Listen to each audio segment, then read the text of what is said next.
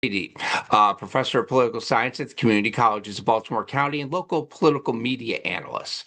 Welcome to the Maryland State Politics and Government podcast on Substack. Today, I am talking with Republican Senator Johnny Ray Salling of the Dundalk area. Welcome aboard. Thank you, John. I appreciate this opportunity. Glad to have you on. My first question today is for the 2026 legislative session. What are your goals for the session? Another one. One thing we're also looking into is a local bill in Baltimore County, and we have a problem with food deserts. Food deserts has been a problem for a long time throughout the state. But Maryland, we tried to work one out the past few years for the state of Maryland, and they just wouldn't pass. So we're trying to do a local bill with food deserts. My area, we have a couple areas that have been really a depressed area. We have grocery stores that won't even come back. So we're trying to work areas for food deserts so we can help out seniors that they can get their food that they need, healthy foods, moms and single moms that help out with little ones. Also, a lot of stores they have pharmacies, so seniors need prescription drugs and things that are important to them. And so that's just one of the things we're looking into to help out some of our seniors, some of our families that are important to all of us. Um, a couple of things we're looking into, trying to cut back just spending altogether. Finding ways where we can cut back and one thing we look to our veterans. I'm the vice chair for the Veterans Caucus. So one thing important to me is trying to keep our veterans here in the state of Maryland. So I work with our chair and the House to find bills for property tax, for tax incentives in some way, shape, or form that we could help them out so they can stay here in Maryland. Just like retirees, or try to help our retirees before they want to say, I'm leaving the state, I can't afford it. Finding ways where we can keep them here as well. I'm sorry. The one thing that I want to say from the very beginning with Senator Watson, we're working a bill on squatters. Squatters have been a problem in the city of Baltimore. It's a serious problem, as we know. And so we're working with the city. They have something in place right now. And we're working with them to see where we can implement it in Baltimore County and in other counties where we can help these problems that we do have squatters, people coming into people's homes, living in it. Some of them are destroyed. So we're trying to do all that we can to work with homeowners, even renters that are out there that we have people that are squatting in homes and then taking advantage of just innocent people out there today. So that's just a couple of things that we're looking into right now. Glad you read the food desert thing because the one thing people don't realize, they think, oh, well, wait, you can buy stuff at the Walgreens or buy stuff at the CVS. The problem is the cost is so much higher. And for elderly people, the Walgreens and CVS, they're relatively close. They go there because they also get their prescriptions. And I think that really this is a major issue, and I'm kind of glad you're tackling this. I think it's important because a lot of our retired seniors have fixed income. And so you're right. It's very costly in some of those drug department stores and places that they have that are local, but it costs so much more than if you just go to a grocery store and more affordable, I guess you can say, going to so areas. So we're seeing what we can do to help out locally in Baltimore County that I know personally some of our areas they need grocery stores badly, but I know throughout the state, city of Baltimore lose grocery stores all the time. And I talk to some of our local senators in Baltimore City, but I think we can help out other areas in the state. But my focus right now is Baltimore County. My next question deals with the problem that a lot of people are now really starting to experience it. They're opening up their BG&E bill and they're going, "Oh my God, how can this be?" Energy is a major problem. People don't realize we're getting a lot of it from Pennsylvania. What are your thoughts about this current, in many ways, using a term from the 70s, energy crisis we're facing? And what solutions do you think are reasonable as far as to try to get us through this short and long term? I'm working with a couple other senators that I believe have very good bills. One of the things that they have done the past few years is shut down coal plants, shut down other plants throughout the state of Maryland, but have nothing to replace that. And that's been ongoing. So since we don't have any type of surplus or places that they've closed down, you're right. They depend on who? Pennsylvania, out of state costs that cost now the local people in the state of Maryland, which my local people, my constituents, with others, got to pay almost now double what they used to pay. If you have a program and you're part of that program through BG&E, and you probably paid maybe what, 269, pretty much guarantee that change to maybe like 369 or more. And so some of them, and that's nice. Some of them are double that. I see some people saying they're getting over $500 monthly bill for BG&E. It should never be this way. If we continue down this road, we won't just have problems with paying their bills and people possibly losing their energy or losing their heat during the winter and their cold during the summer. You'll have brownouts, and brownouts eventually become blackouts in the state of Maryland because they continue to close these plants that are important and being more independent in the state of Maryland. So it's a major problem that, first of all, I think more than 40% of our energy comes from Pennsylvania. And it's going to be even more so because we're not replacing what we need.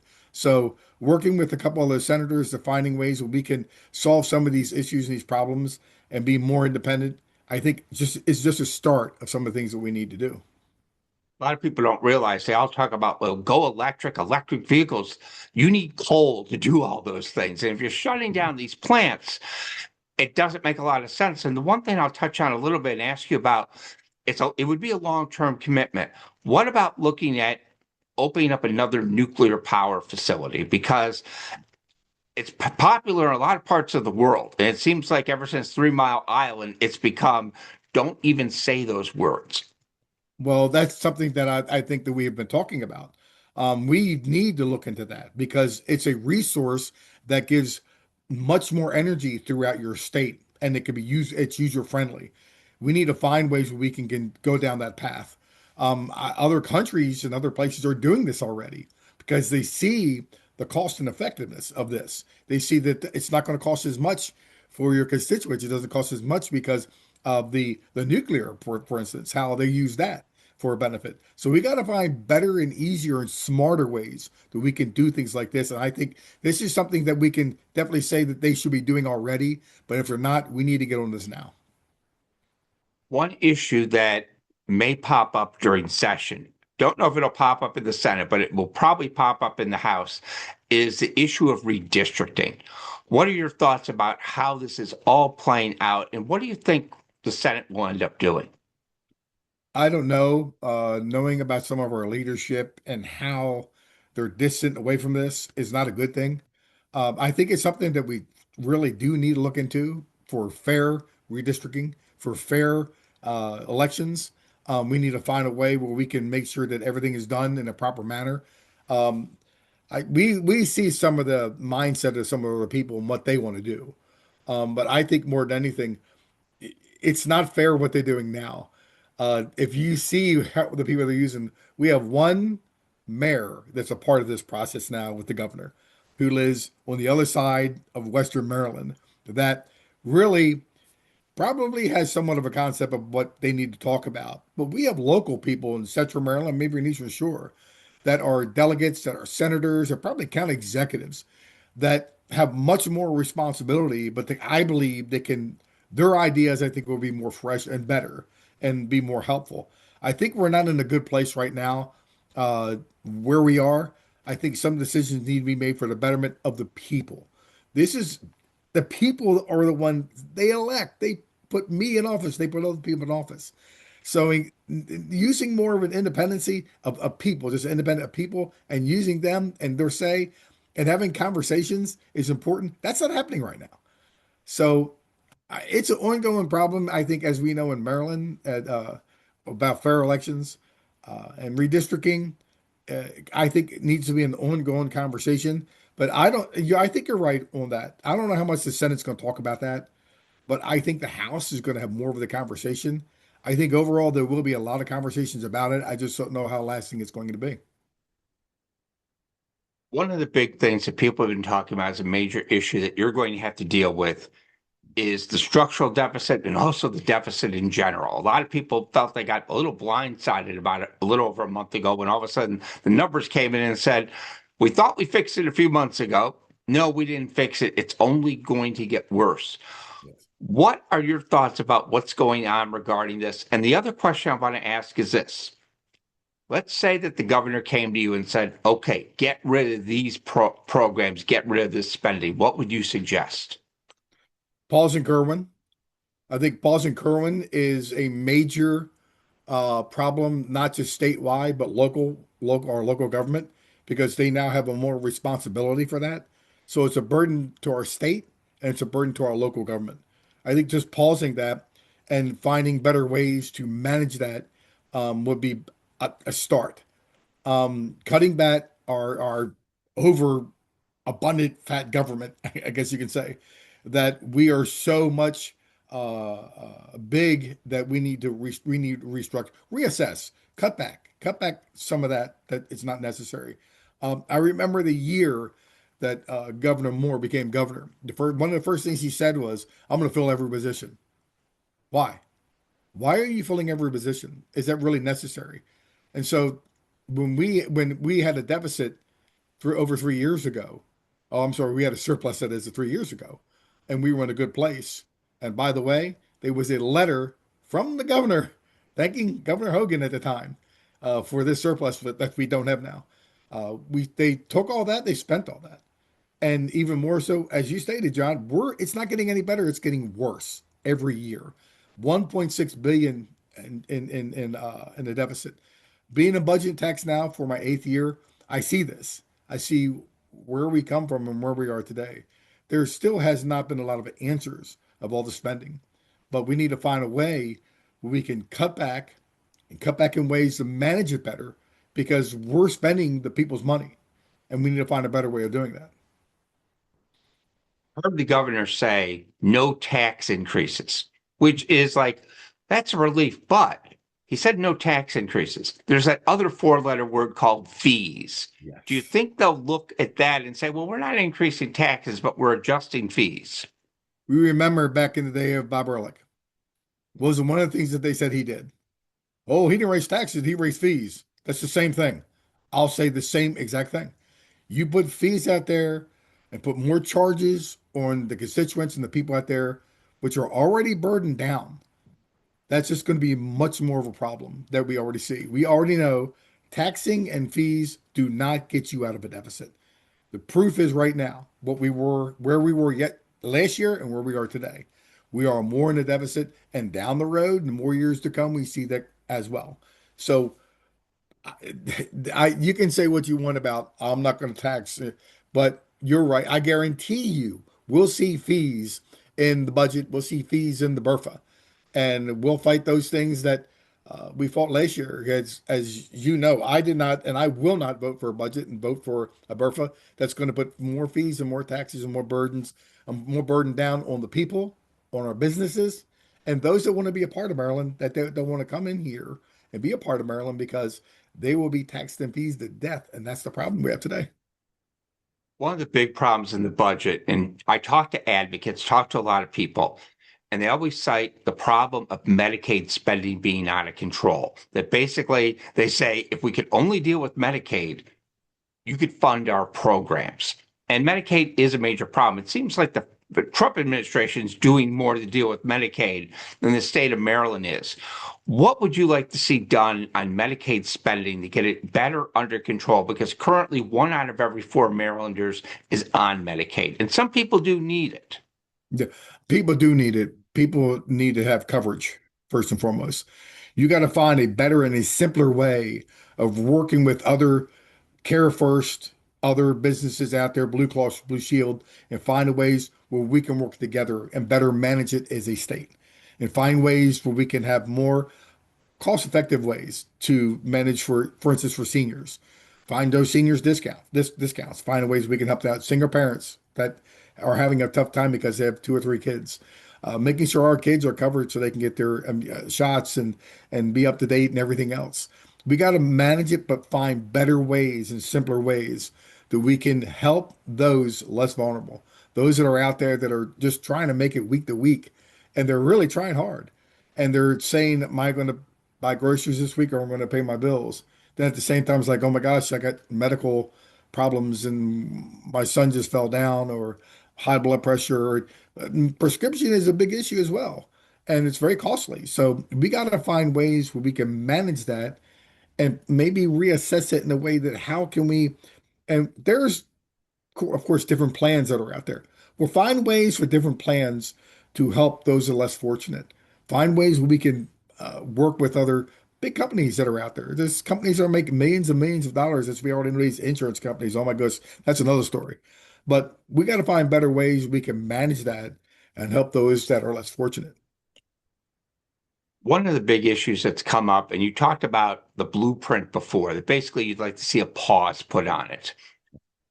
What else besides the blueprint would you like to basically see the governor take a little bit of a knife to and kind of say, look, we really don't need to spend money there. What other areas would you like to see besides that? Salary.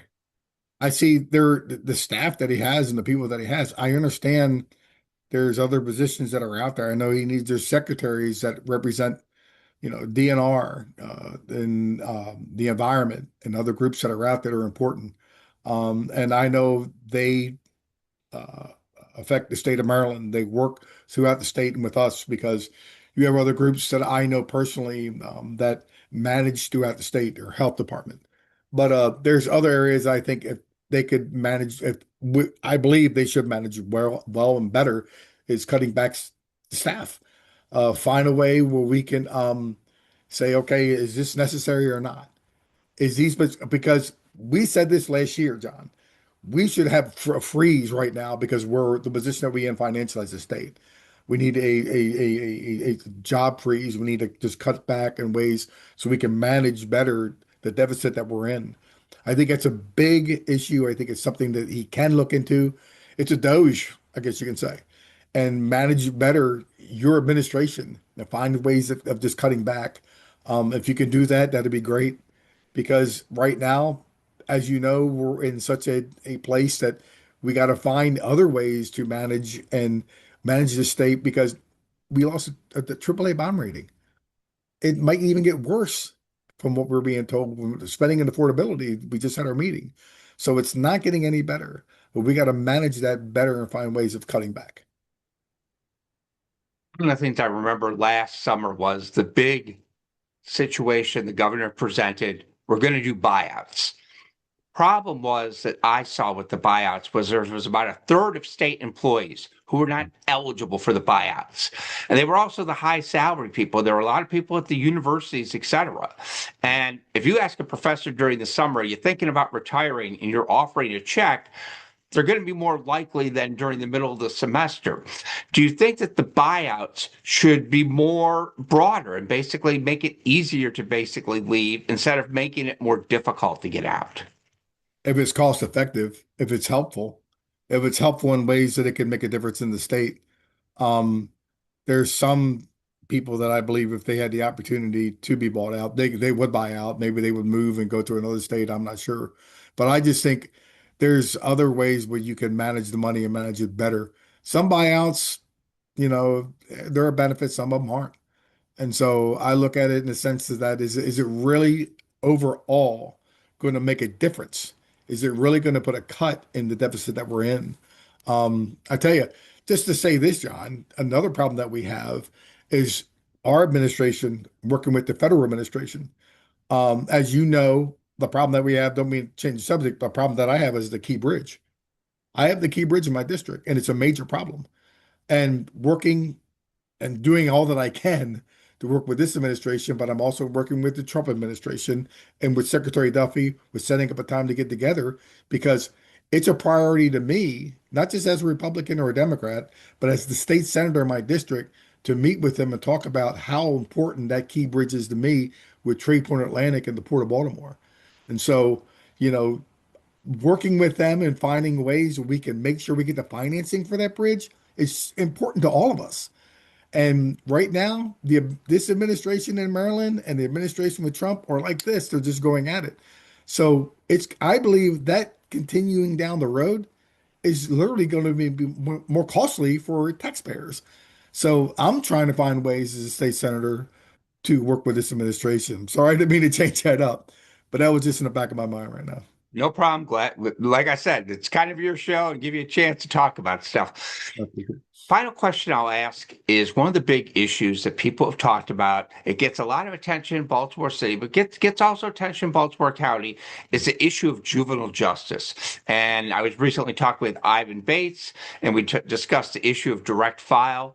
What do you think the legislature needs to do in the issue of juvenile justice reform to kind of make things a little bit more helpful to prosecutors to kind of make sure that the juvenile justice system isn't a hamster wheel where it's like, oh, that kid's back in court again? Accountability. It all comes down to accountability. It all comes down to when you commit a crime, then you're called a criminal, and it should be accountability. Open up a door where they can have the conversation of the crime that the criminal made. And whether it's a juvenile or whether it's adult, they commit a crime. The bottom line is that there should be accountability. And right now, if a juvenile does something that's illegal, they commit a crime, they can't even have a conversation with them. So that's got to change. And then at the same time, there's got to be accountability because you're right. If you think about it, John, you got these repeat offenders that are carjacking, that are assaulting, that are robbing, that are stealing, that are just, and they know they can take advantage of that, and it's laughable to them. So just starting with accountability and going from there to make sure and making them realize you do this, this is what's going to happen. That's not happening right now. So they're laughing at our prosecutors, or they're laughing at our police officers. They're laughing at our justice system. And if they can continue down that path and we continue down that path, it's not going to get any better. It's already gotten to a point where it's really bad. And the victim is just a victim, and we're not even thinking about them. So we need to have accountability just to start, and maybe changing things for the better, to making sure that we can prosecute, and making sure that, you got this kind of fine, or you're going to be behind doors, or guess what? We got a work group out here, and you're going to be working with them for 150 hours, 160 hours, a month, 2 months, and you're going to be working out there picking up trash. You got to find ways to say, you're not going to get away with this. I want to thank you again for your time. I wish you well in the 2026 session. I know it's going to be a difficult one and very challenging for lawmakers. John, I really appreciate this time. Thank you, and Happy New Year. Happy New Year to you too.